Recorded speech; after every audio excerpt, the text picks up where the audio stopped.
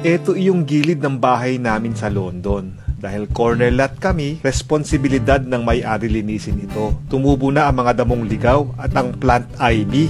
Yan ay ang halaman na dumidikit sa bakod at pwedeng masira ang inyong bakuran.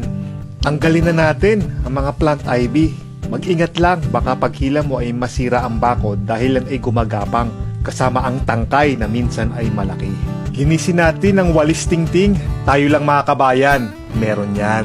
Nalinis na ang mga damong ligaw at ang mga plant ivy.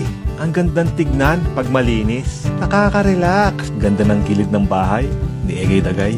Itapon natin sa tamang basurahan at kukolektahin ng barangay ang mga garden waste at pwede na magpahinga sa ngayon. Ito nga pala yung mga ibang halaman at parte ng aming bahay. Isang araw na naman ang lumipas. Salamat Lodi sa lakas at mga blessing sa araw na ito. Kung nagustuhan ng video, paki-like and share and paki-follow ang Egay Dagay Facebook page.